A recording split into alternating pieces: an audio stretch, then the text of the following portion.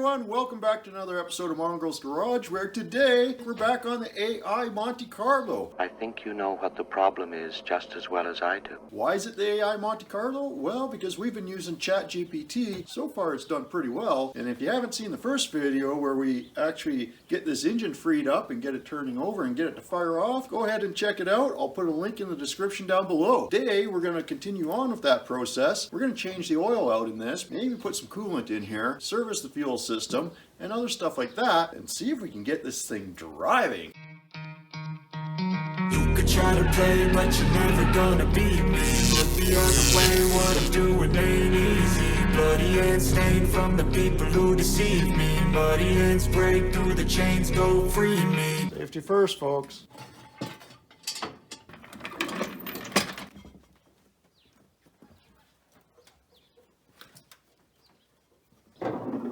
Alright, let's see about getting this oil out of here.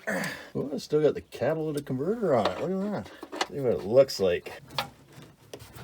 She's thick. Nothing really on the drain plug though. Oh, I can smell the gas. Yeah, I think I got some old filters kicking around. I don't know if that's a good thing or a bad thing. Yeah, I might pause the camera because I don't want you to see what type of filter I'm putting on right now. Just it's an older style, but you know, I just don't want you to see that I'm using this. All right, let's top her off with the old Shell Rotella 1540.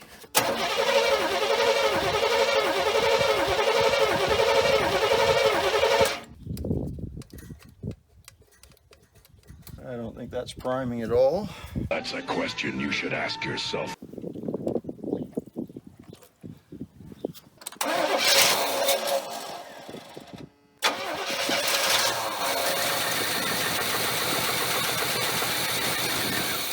I'm going to change the carb because I found the one from my 78 Trans Am, which should have the same linkage as this and same intake for the fuel line and stuff. The next thing we're going to want to do, according to the AI, is we need to clean up the fuel system and put the carb on it. So that's what we're going to work on. We're going to try to pump that tank out. We'll get a little clackety pump on there and try to draw it out, empty the tank out, change this carb out. Okay, let's see if you can see it down there. You can see my clickety clackety pumpity thing. And what we're going to do is we got that draining in a jerry can. Give it some grounding here.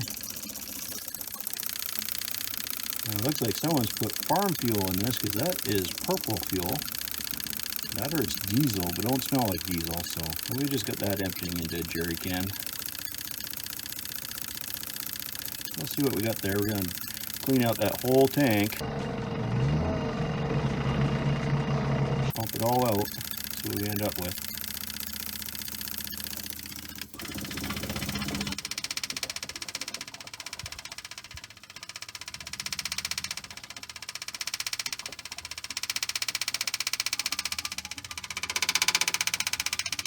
Okay, I went and put fresh fuel in there, and you can see it's already coming through. That's crazy. So that's the fuel I just dumped in. It's nice and clear.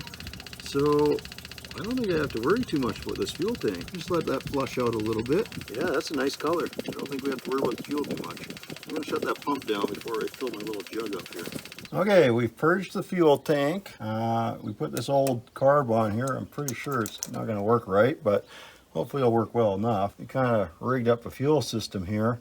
And I know the pump worked from when I was turning this over earlier, so we're going to try to draw it out of the fuel tank into the filter, see what happens.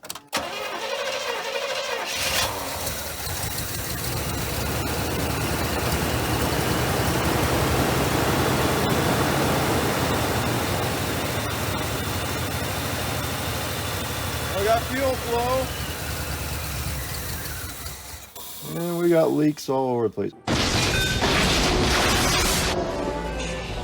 I need to find a clamp for that line, but it's pumping fuel. Let's give this another try.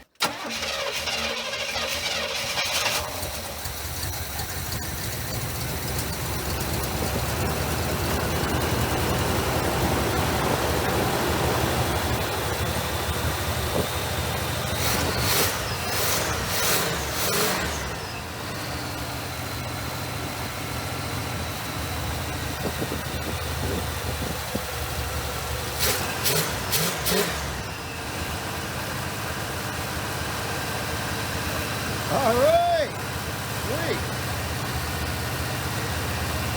Sounds pretty good.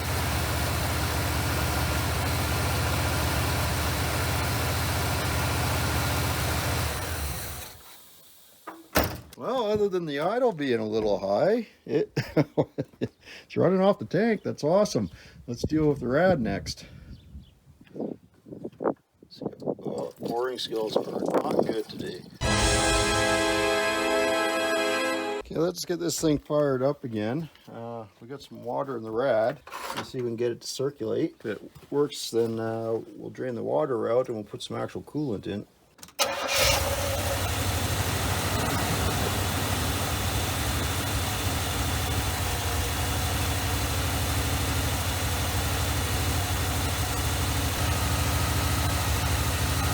Well, I can definitely see it circulating. You feel it circulating? Well, I'm going to say, I think we got a blow-on head gasket. Take a look at the exhaust.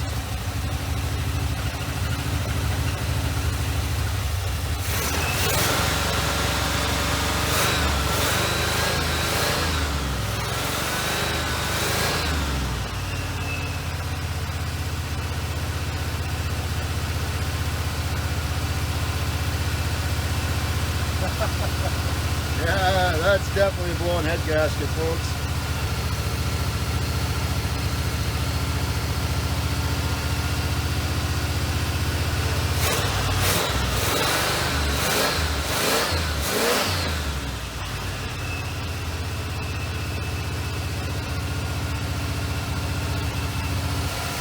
Well, other than the blown head gasket, it seems to run good. Well, I think that's about the worst I have ever seen one. You can see the coolant dripping out of the muffler, and you can see a puddle of it here. Like that, one of those cylinders is pumping straight water, man. That is crazy. Well, that's where we're at. Well, there you go, folks. We managed to get it running, but unfortunately, it's pumping a lot of coolant through that exhaust system. So it's got a bad head gasket or a crack someplace.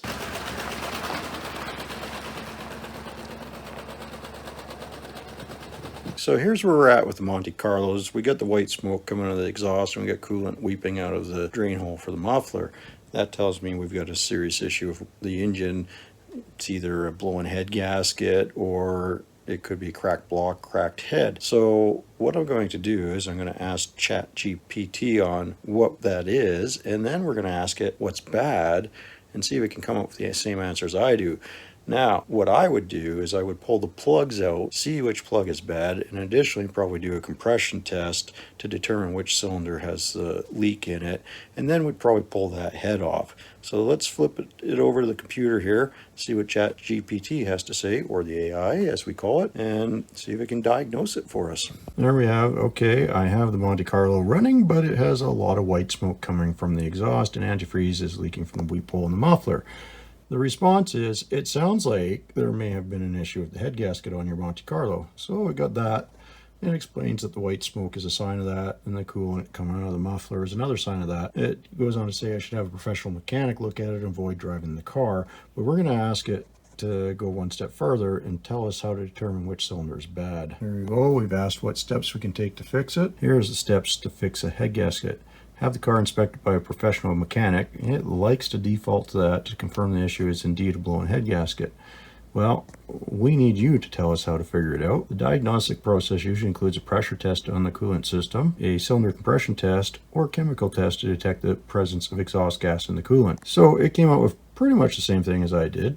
Do a compression test. I don't need to do the pressure test on the cooling system. I know we've got coolant coming into the engine, so that is a problem, and there's only a couple ways that can get into the engine, and all of them involve me determining which cylinder is the bad one. And here we've asked it how we can determine which cylinder has the leak. If one cylinder has lower compression than the others, it may indicate that the head gasket is leaking in that cylinder. Okay, well, let's go do that. Okay, so we're about to do the compression test on this. Now, judging by the condition of the plugs, I'm going to say it's cylinder 5 and 7 that have the issue. But we've got our paper here where we can record our impressions that we end up with. Ideally, If this was going to be a good compression test, you want them to be within 10 to 15% of each other. But let's see what we got. We got the throttle blades propped open. We got all the plugs removed. We got the battery charger on it, keep the battery nice and charged up. Normally I would crank this until the needle quit bouncing, but because I don't have anyone to help me, we're just going to count the number of cranks and keep everything consistent that way. 8 cranks. Let's see what we got. 145. That's really good. Stupid wind. Let's try number 3. Now number 5, I can already see there's coolant puffing out of there, so that's definitely got a problem.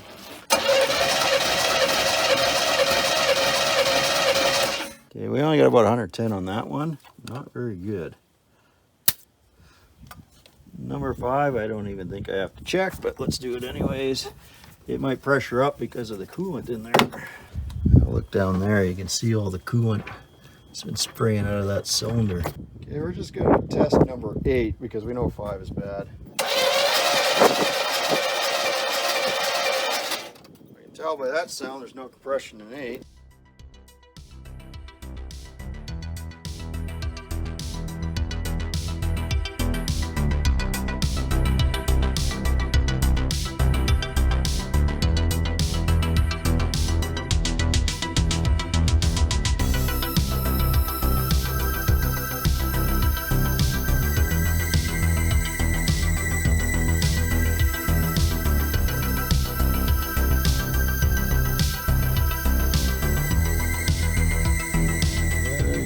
Results of the compression test. As you can see, even side's not too bad.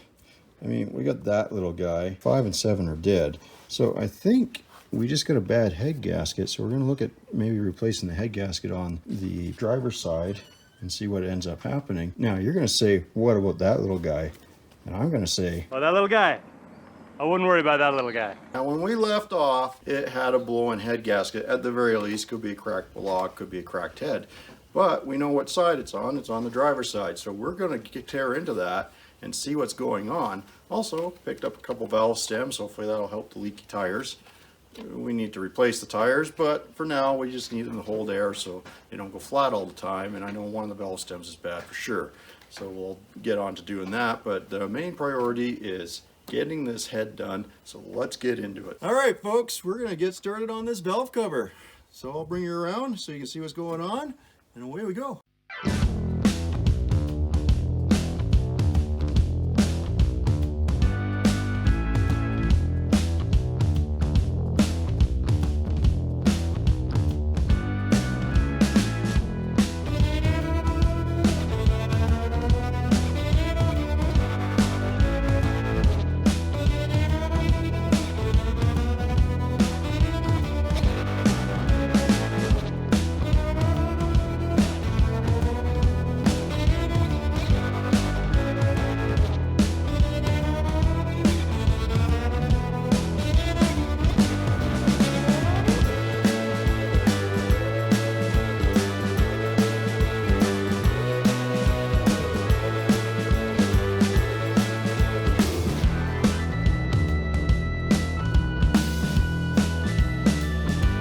Now, looks like I get to open up one of the presents I got myself a while back. Any guesses as to what it is?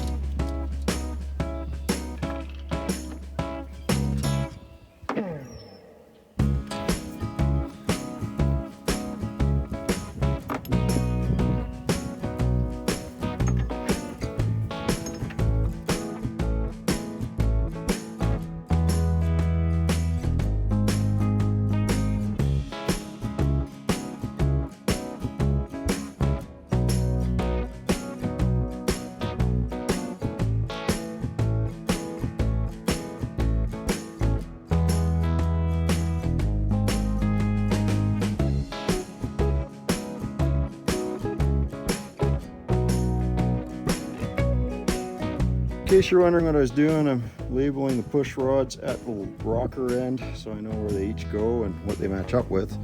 because this should be a flat tappet and it's going to have wear patterns. So that's what we're up to.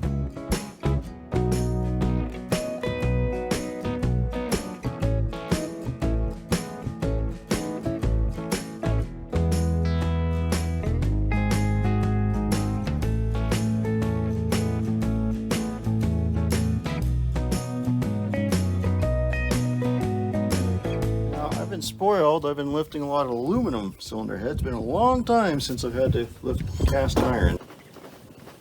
There it is. Alright. Gasket's got no blowing out areas. Well, we'll check the flatness of the head, take a close look at the block, see what we got, and we'll just throw it back together, see what happens. Alright. Okay, fortunately the wind's finally died down, and I can probably have a bit of a conversation about this. Now, I like to determine why something failed. It's not good enough just to say, okay, let's replace the parts and go at it, because the root cause might not be addressed. So what we're looking at is we're looking at the head gasket. You can see here and here, it's still intact. It's not blowing out, which got me looking a little bit closer at things. Now, it's quite possible that it did fail due to warpage or heat or freezing or something like that. But these are still not blowing out in between, which is what I kind of expected to see. So when we look closer at this head, you can see right here and right there, it's clearly cracked. I'll bring you in a little bit closer. You can see the crack right there, going along here. You can see the one here, which is why these heads failed and why we had coolant going in. So that's kind of good. We found our smoking gun, and the engine itself looks to be in pretty good shape. We'll take a look at that in a minute. Now, these are a 333-882 casting. They are a light casting head. There's two different castings. There's the heavy duty casting and the thinner casting, and they're not the greatest heads, but I happened to get another set right there. And these are completely refreshed, rebuilt, and got a heck of a deal on them. Okay, so these heads are just the stock replacement. Well, stock to what was on this engine, and it says an 882 as well, so 333-882. However, these are a slightly different casting. These are the heavier castings, so we should have a little more luck with these. Now, they're not a high performance head by any imagination, but they are pretty decent. They got the bigger valves, so the 194 valves in them. They're about a 74 cc chamber, so they're not going to be screaming performance heads, but we're not after that. We're just after something that runs and drives decent. So we're going to try throwing these on there and see what we got. Okay, so one of the things I want to do today is I'd like to get the interior cleaned up on this, kind of get the stickiness off that wheel and stuff like that, get all these papers cleaned up, and just give it a good vacuum, a good wipe down.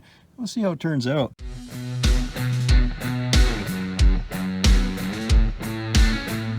Fascinating what you find when you clean up a vehicle sometimes. Let me show you what's in this particular bag.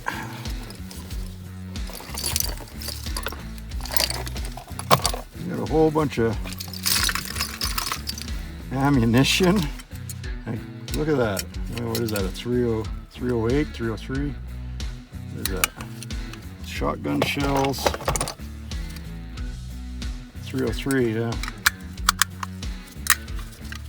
Crazy. 22s in here. Magazine.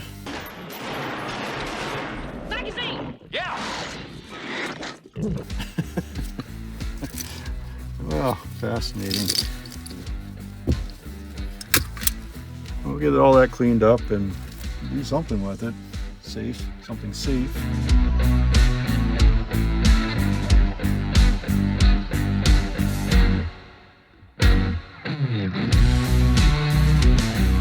Okay, well, we found some registration, so this gives us a clue as to the last time this might have been on the road. We got 2008, so yeah, it's a few years. Okay, let's start with hitting it with the vacuum, see if we can get this back seat area cleaned up a bit.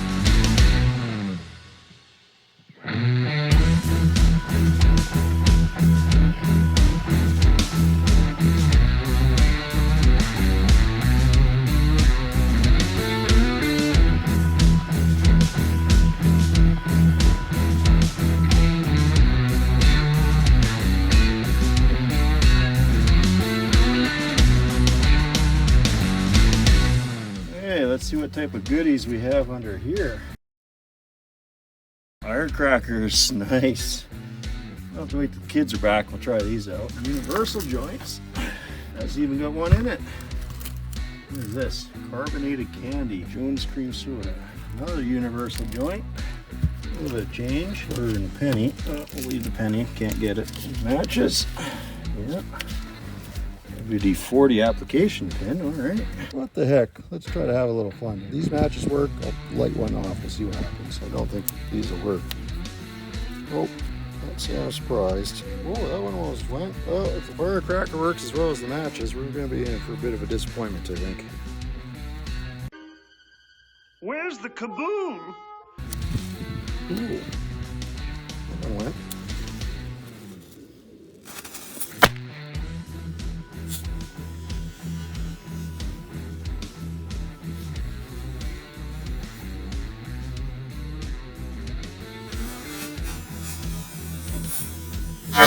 Wow, that went off quick. There we go. We got the back cleaned up pretty good. Turned out all right.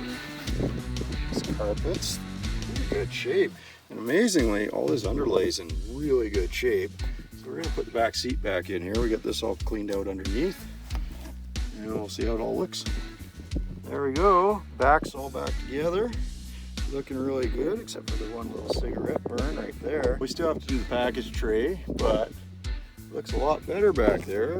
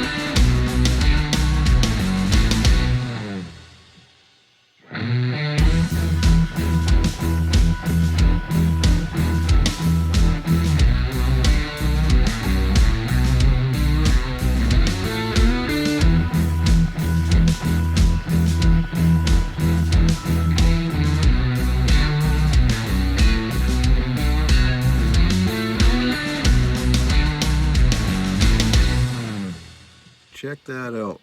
Clock even works. Look at that. Crazy. Yeah, there we go. A little nicer in here now. Cleaned up really good, actually. Quite happy with that. Carpets are in really good shape. So we just gotta get this engine figured out and a few other things. We might have a nice car on our hands here. I don't have to change anything. I don't have to change push rods, anything like that. We can just slap these back on. Or that one. Or even this one. So there's still some tension left in those rings. Everything's looking pretty decent still, considering. So yeah, the interesting thing is, look at that. Ford 40 over. So this engine's been apart before. Punched out a bit. But we get it all cleaned up. We'll get this cylinder head back on it. Get it all back together, then we'll do the other side. Okay, we got our new head gasket on there, so let's go get the head. Make sure we put thread sealant on here, especially on the lower bolts, because they go into coolant passages.